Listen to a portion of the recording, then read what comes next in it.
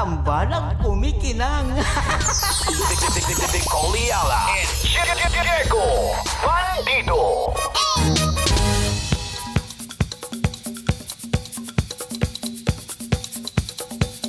Hey!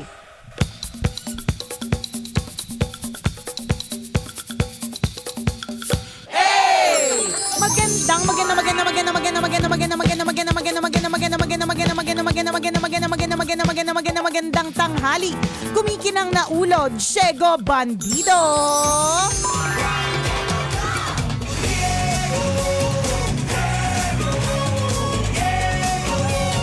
Go, Diego, go!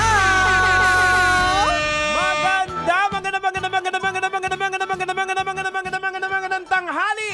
Kumikinang ina!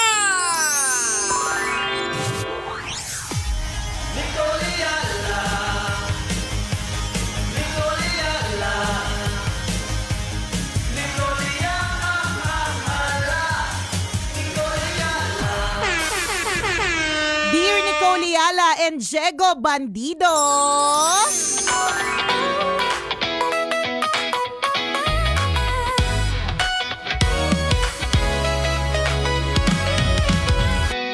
Ako po ay isang 18-year-old student and proud po akong sabihin na naging maganda po ang grades ko last school year. Kaya ngayon, pinapapili po ako ng aking mom and dad. Ay, taray, sosyal! Pinapapili ako ng aking mom and dad. Kung ako daw po ay magta-travel ngayong summer or bibili po ako ng laptop. Ay, Sana Sana all!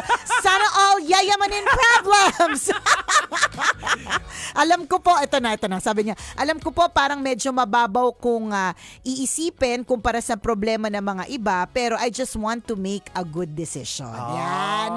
Hindi naman namin babaliwalain kasi Correct. lalo pa kung halimbawa yan ang pinapapili ng mga parents. Ayan. Friend namin yung parents mo. Well, gusto lang namin paalam sa'yo na bless ka. Ayan, totoo yan. Kasi kung sa amin, maalala mo Nicole Ayala, noong mga ganyang panahon ka. Parang wala. Parang di ko matandaan na parang sapat na sa akin na masaya yung nanay ko. Yun, totoo. Na kapag halimbawa maganda yung grades ko, ang thinking ko kasi noon, dahil syempre hindi naman tayo lumaking mayaman, no? Ang thinking ko noon, kapag ka maganda yung grades, maayos kang makakapagtapos, makakapagtapos ka with Latin honors, madali ka makakahanap ng trabaho, tapos makakatulong ka agad sa nanay mo. Correct. Yun talaga yung goal, ano, yun lang na talaga mapasaya yung goal, yung magulang. mapasaya. Correct. Kumbaga bonus na lang na isa sa kauna-unahang nabili ko sa sweldo ko ay DVD player. Ang luma. DVD player na ang tatak ay Sony. Yeah. Hindi ko kasi kaya yung Sony. Kaya Sunny. Doon lang tayo sa Sunny. S-U-N-N-Y. At least, maaraw, maliwalas, Tama. di ba? Yun na yung goals. Hindi ko matandaan na parang binigyan ako ng parang mga ganyang klaseng mga choices dahil mataas yung grades. It's for Correct. me, it's enough yung feeling na Makita mo, na masaya yung magulang mo. Tsaka ikaw din. Totoo. Achievement mo sa sarili mo yun eh. Correct. Kaya alam mo yun, bonus na lang yan for your parents, pero sa totoo lang, it's you. At dadalhin mo yan kahit na graduate ka na ng college or nakapagtrabaho ka na, dadalhin mo yan na honor student ka nung araw. Pag nag-usap-usap tayong mga magkakaibigan sa reunion, matatandaan nyo na naging honor student ka. So, it's really a benefit on you. Napaka-bless mo na meron kang additional, bonggang-bongga. Do I travel or do I buy a laptop? Yeah. Ang saya-saya ng mga problema mo. well, sa amin kasi magkakaiba naman tayo ng perspective. Kung sa akin mangyari yun siguro gagamitin ko yung tool para ma-enhance yung skill ko. Ayan. So I would go for The laptop. For the laptop. Oo. Kasi yung travel naman anytime pwede mong gawin Actually, long term kasi yung parehas long term. Kasi kunyari, yung travel, long term din naman siya in terms of core memories. Memories. Diba? Kumbaga, parang ita-treasure nyo yan hanggang sa naaalala nyo pa rin, 'di ba? Especially now with there's a lot of photos, there's a lot of videos. That's also the is also long term. Pero tama din. Ako I would also go for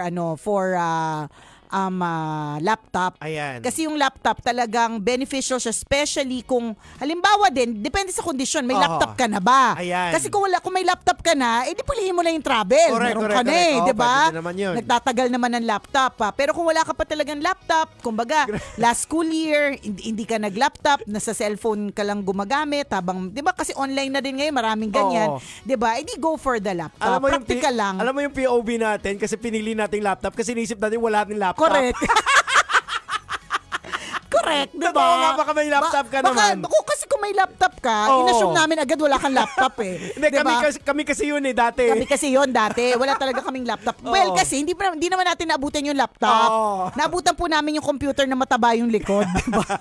At ang pag-aaral namin tungkol sa computer ay parts of the computer Oo. and how to make an email. Oo, yung may Oo. mga disket pa. Correct, may mga disket, ganon, 'di ba? So, ano yung condition ninyo, 'di ba? Kung meron ka ng Depende kasi. laptop, baka siguro Coach Nicole, paano ba?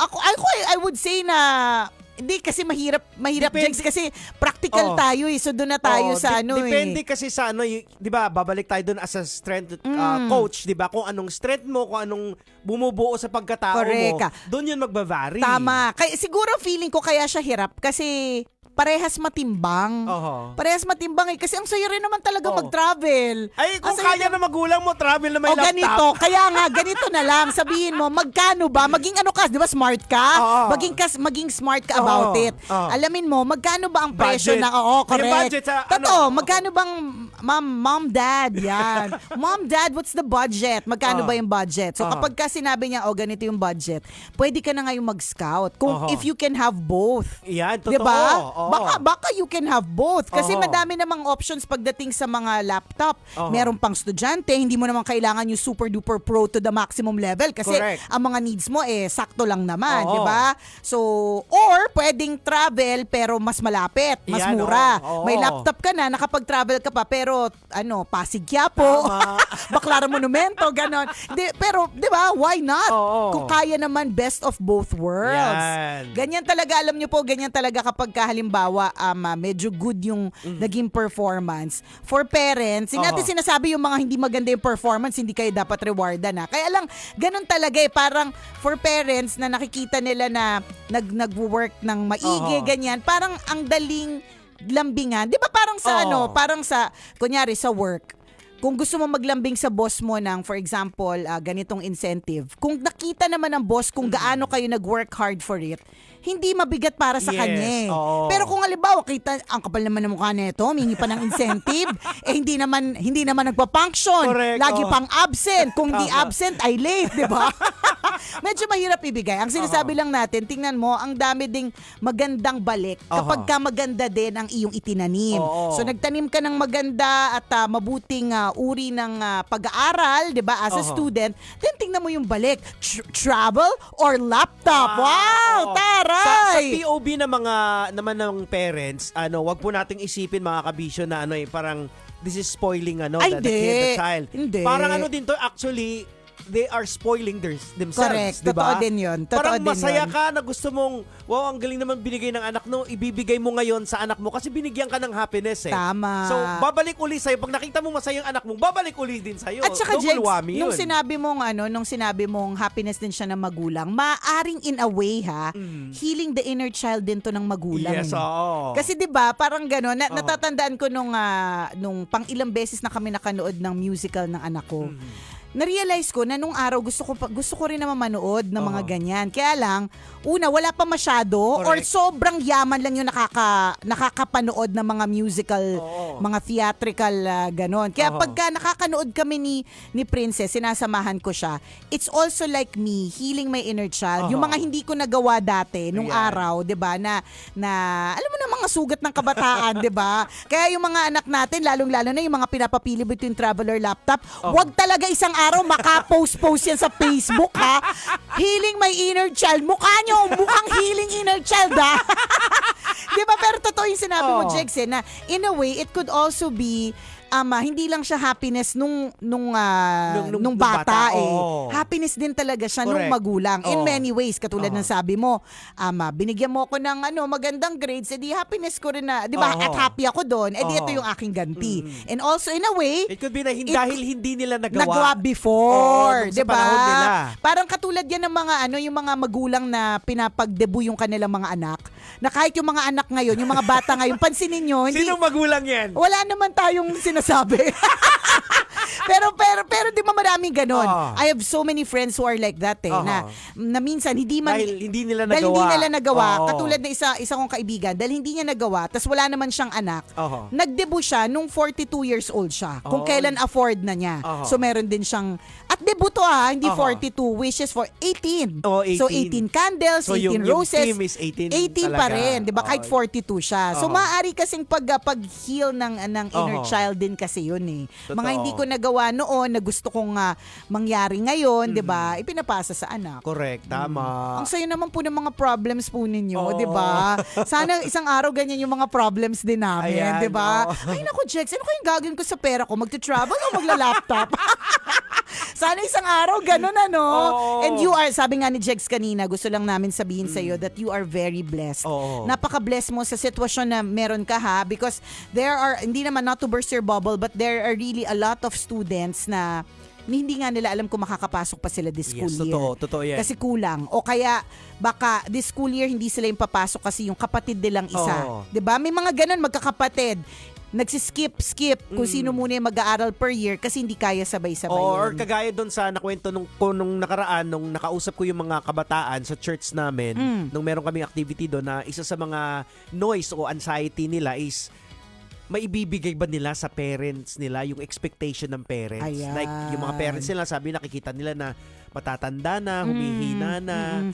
Alam mo, Jex, Parang dun sa nakakalungkot. actually dun Pero sa ang babata pa nito hindi, pero dun sa sinabi mong yan, minsan hindi naman yung parents talaga ang Oo. nagpe-pressure. Totoo. Yung kaya nga sinabi ko sa kanila, na-communicate nyo ba yung feeling na yan? Oo. Kasi pag bata ka, feeling mo, invincible ka na, pinapakita mo, mayabang ka. So, yun ang nakikita ng parents mo di na, syempre, ay, kapag okay pala siya. pagka mayabang na parang palaban, edi push ka din, sige no? na, kaya mo yan, nak. Oo. Malay naman yan, nape-pressure ka lang, di ba? Magsabi din. Oo. And speaking of magsabi, yun yung gawin mo. Magsabi ka sa magulang mo. Tama. Saya naman ang problema mo. Correct. Ako po si Diego Bandito. At ako po si Nicole Yala. Kailangan pa bang i-memorize yan? Basic! Yun. Communication, importante po yun. Correct. Communicate how you feel, Oo, what you lalo feel. sa mga kabataan. Oo. Nakakalungkot lang din isipin. Ako nalungkot ako nung nalaman ko na yun pala yung anxiety So, ang nila. nanggagaling siya sa naawa kasi sila sa magulang?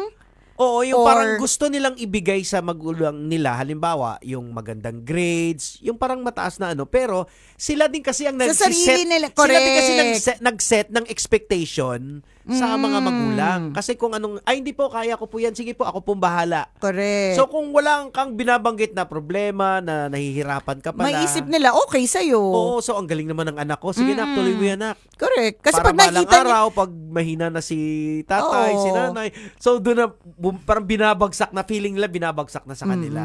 So, pero malay nyo naman, hindi. Oo. Talagang siguro pag sinabi lang ng mga magulang na balang araw, pag matatanda na kami, ang sinasabi lang is, matanda na kami, hindi na namin kayo intindihin. Oo. Kaya nyo na yung sarili nyo. Ayan, totoo. Yun lang naman yun Oo. siya eh. So, mahirap lang talaga minsan kasi yung mga kabataan, di ba? Ang hirap din naman talaga mag-open up to Oo, parents. correct, Minsan totoo. kahit sobrang close mo sila, Totoo. minsan ang hirap din talaga. Mas Hindi siya nag-open pa sila sa mga sa best mga friend. oo, kaya kailangan para sa mga magulang that kilala mo yung mga kaibigan. Correct, oo. Para alam mo lang din kapag for anything, 'di ba? Pwede mong tanungin yung friends. Oo. O kaya ang i-friendly mo yung nanay ng friends. Tama. Ganon. Ayan. Oh. Ganon. O siya, uy, nakasulat dito, may libreng concert. Ay, oo May nga. libreng concert na may papremyo pa on May 30. That's on Saturday. Sa Sabado na po yan. Sa Southbelt 3 Covered Court, Muntinlupa Poblasyon po yan. Muntinlupa. Kita-kits po tayo. Makakapiling po natin Breezy Boys. At syempre, Republican. At